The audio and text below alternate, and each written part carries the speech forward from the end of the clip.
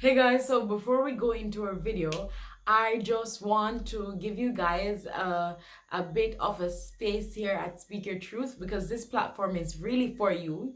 So if you have any topics that you would like to hear us discuss on this platform, especially if it is that you want persons with professional opinions to come on and discuss them, shoot them in the comment section below. And if it is that you want to message me privately, my name is Yana Positive.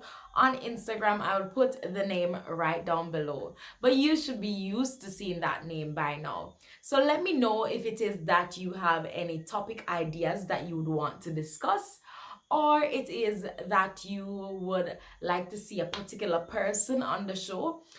And two, I would also like to know if you guys prefer recorded videos or you do prefer a live kind of video where we're engaging and we're talking to you live on camera on screen. So let me know.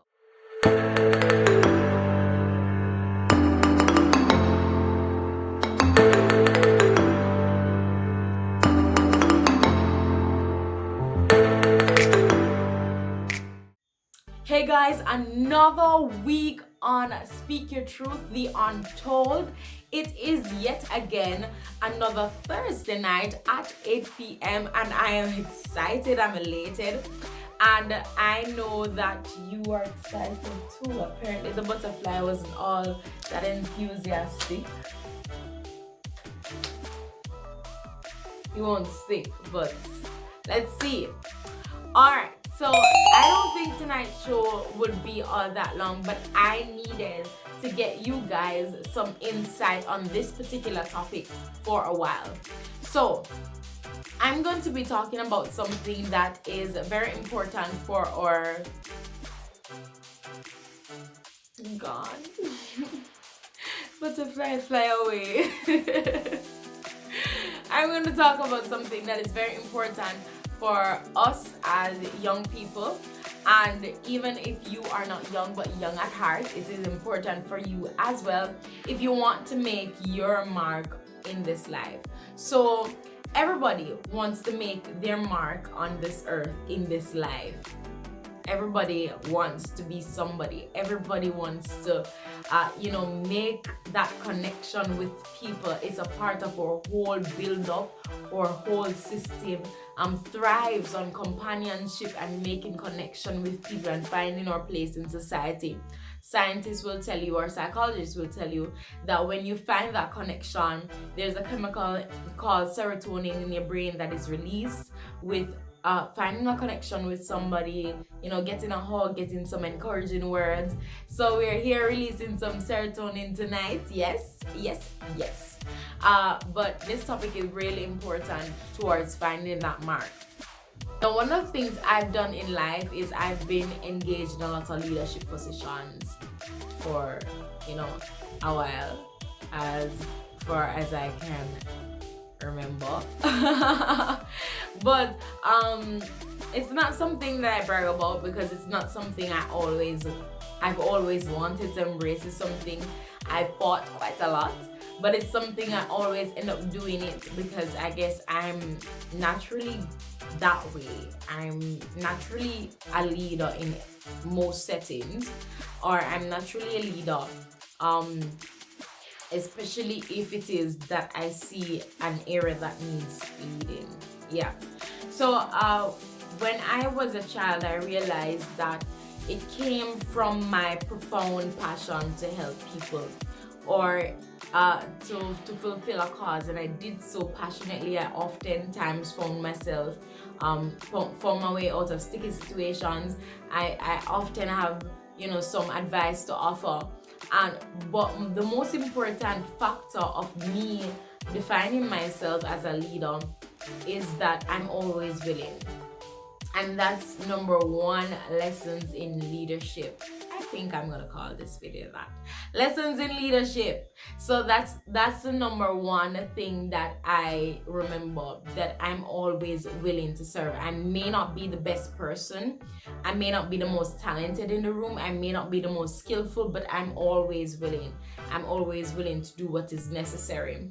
Lately I've realized the function of drawing boundaries and drawing lines, so that's a whole different conversation.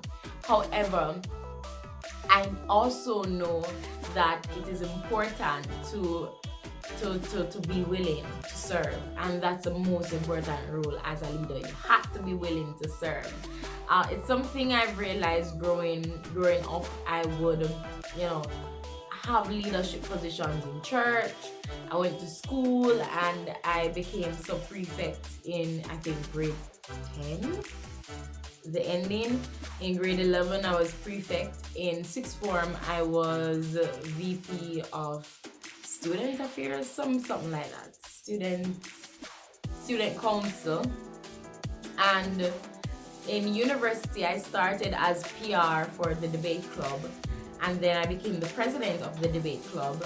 And I've also been in leadership positions like national youth parliamentarian and etc. At church I've been I think I've done Sabbath school for those who are Adventists. Sabbath school is in the morning.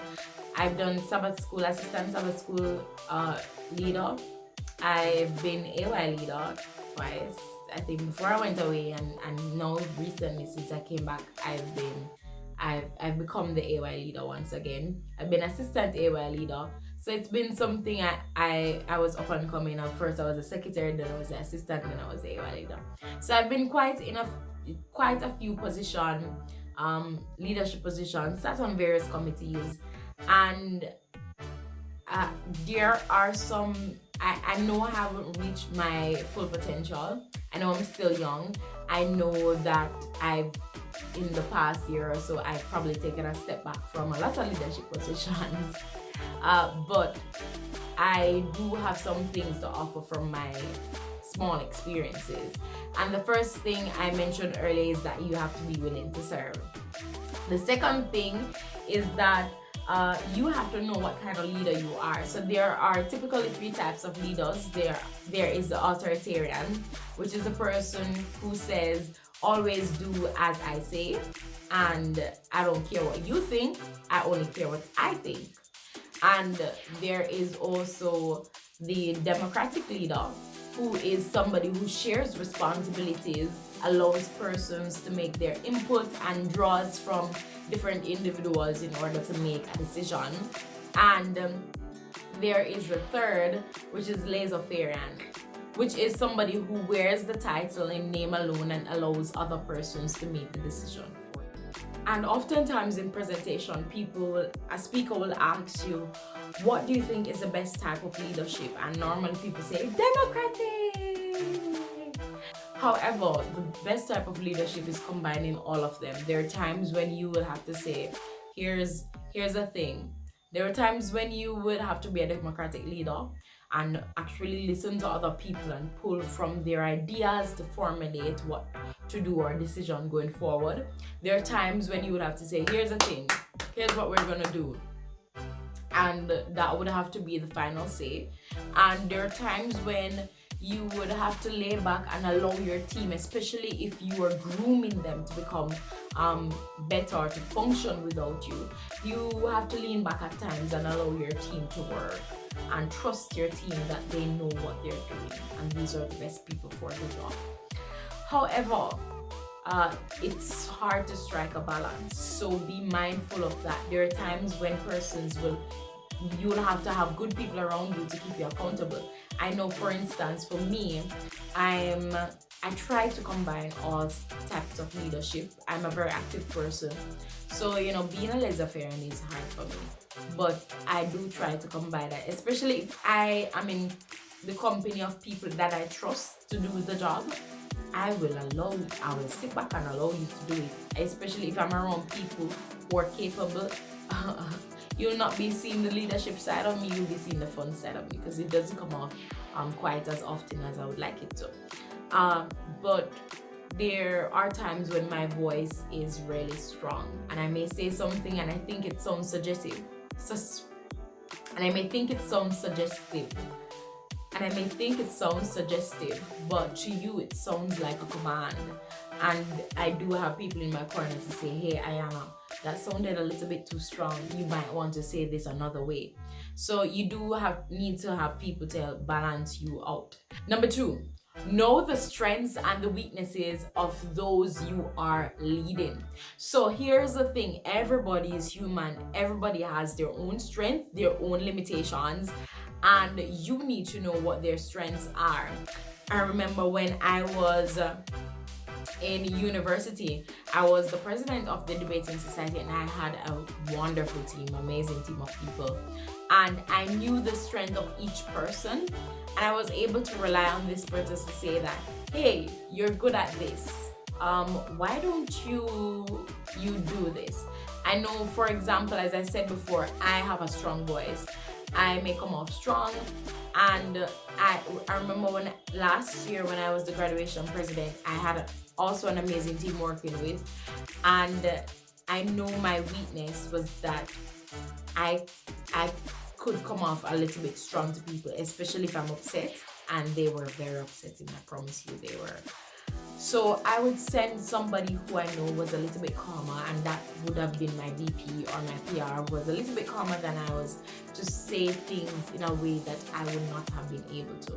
And it's good as a leader to know your strength and to know your weaknesses, and to also know the strength of those around you and the weaknesses of those around you. So I know that this person might not be able to stand up and talk in front of a big group, but they're able to write very well, and so I may allow them to write the scripts, and somebody else who is more comfortable to stand up and speak. So know the strengths and the weaknesses of those you're working with, your team, your power them, your people who surround you and who are in your corner.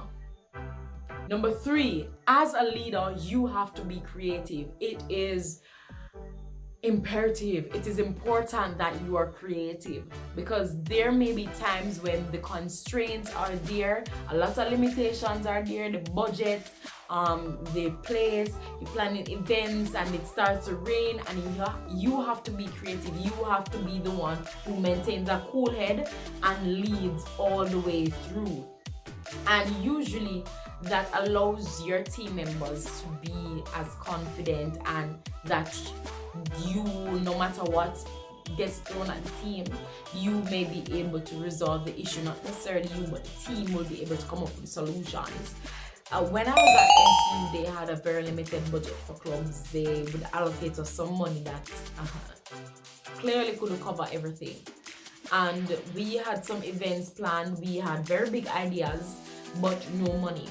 And so what we did was that we came together as a group, and each member put a little something, and we didn't have any money to order any caterer or any person like that, because people have them little business on campus where they would cater for clubs and societies and stuff like that, but we didn't have that kind of money.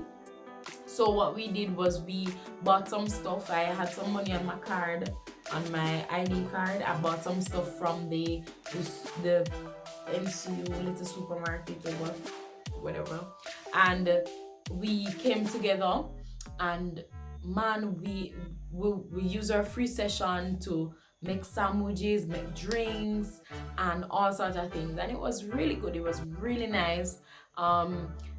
When we had these events, I knew that for a lot of students on campus, there were a lot of proud students, very proud Jamaicans, and they would not say that they are in need of anything. But some students, they won't eat for the day, and that would be their meal. So I should have charged to go into like concerts, because I really had quality events. Big events with big singers on the campus, them hosts, a lot of gifts for the performers and everything. And it was like a paint and sip. So the persons that were there, they got wine, they got drinks, they got sandwiches, they got snacks and stuff like that. And it all came from our pockets, and little enough. So you have to be creative. You have to be innovative. You have to be able to think on the spot and come up with an idea, or at least be able to listen to your crew and pull an idea from them. Number 4, be passionate. You have to be passionate about the project. Sometimes you may get discouraged, and when you get discouraged, other people become discouraged as well, and they start to pull out. When I did a video about Discover Jamaica, and it was during a time when I was just going back to school, and I was doing a subject that was particularly heavy. I had an assignment that was due that Sunday that we were supposed to go out, and the day we were supposed to go out and the Discover Jamaica shoot, the vehicle that we got, something happened with the vehicle. We couldn't get another vehicle in time. Others were supposed to come with us. They could have come, but one of the members, he drove. So I said that I would give him gas money, but he could only hold just a handful of us, the 2 videographers and my cousin, which was my travel companion, and myself. And we went and we did it. And of course, at the time I was doing it, I had to be forcing myself because I stayed up the night before doing my project, and it wasn't done properly. But I mean, I killed myself doing it, and I was tired, and I really didn't want to go when I hear the vehicle not bother coming. I couldn't get any drive to go down to Lucy. It was a whole mess, but we still ended up doing the video, and it came off really well, as you can see. So if you haven't watched that video yet, go down below. It's Discover Jamaica. And of course, if you haven't subscribed yet, you don't know, this is your chance to subscribe and like and share. Hey. So you have to constantly be passionate. You have to be invested. You have to be committed to your goal and your dreams so that others may be committed as well. That's the thing, they feed off your energy, and energy is such a powerful thing. They feed off your energy, and you'll be surprised how much people rely on that energy, which is why leadership can be exhausting. So yeah, take breaks. Which is my other point. My 5th point is that take breaks. Take breaks. Leadership can be exhausting. This is where you become the laissez-faire leader. You have trained your team and you allow them to work. Yeah, take breaks. That is important. That is essential. You will find yourself in burnout, and you will find yourself prioritizing on things that do not need to be prioritizing on. You will be measuring in the minor, which means that small details will make you lose your mind when you should be really looking at the bigger picture. The 6th point I want to make is that as leaders, sometimes we often like to take the spotlight, but it's important, especially if you see a potential person, to train them in order for them to take over from you. You will not always be around. As much as we like to believe that we will be around forever, you will not always be around. Life changes, circumstances change, people change, places change, and so you need to train somebody to be able to function in your absence. Don't let them be so dependent on you that when you're absent they cannot function. Allow them to be able to function. Train them in a way that they're able to function if and when you're not there, because you won't always be there. Anything can happen. Number 7, offer recognition. If a member of your team did something amazing, did something good, even if they did something that was relatively good but not perfect, still offer recognition for what they did, because good people are hard to come by, and willing people are even harder to come by. And you don't know what positivity and light you can shine on that person when you offer recognition to them. So give recognition to your team and the people around you, because a lot of times I hear people say, I'm here because of me. Nobody is never there because of you. Even if nobody was there to help you, there have been, I guarantee you, along the way somebody gave you even a small act of kindness that you can be grateful and you can be thankful for, to say at least it changed my perspective, it changed my goal, it altered me in a way that I am so grateful for, right? So express that gratitude and offer recognition. Even if it's the most high, you never do it by yourself. People see you even when you don't think they see you. People see you. People see you. So sometimes even when we think they don't see us, people see us. Even when we think or what we're doing, the work that we're doing is so small, people recognize and they see you, and you never know the light that you're putting out there. That's why I always say speak positivity. I know it's not always possible, but as much as is, you must speak light into people's life. You must, because the Bible says, the tongue is a strong weapon. It is a tool of destruction. So there are times when you will feel angry, but people see. I'll leave you with the thought that says life is 10% of what happens to you and 90% of how you react. Be careful how you react. I do hope you enjoy this video, but that's all for now, fam. But I'll see you next week, Thursday at 8. Hopefully we get those suggestions in. I want to get those thoughts in because it's your platform just as much as it is mine. Thank you for joining me. I hope to see you all next week. Same time, same place, Thursday at 8 p.m. for Speak the Truth, the Untold, where we serve you inspirational, relatable, empowering, and elevating content. Have a great night.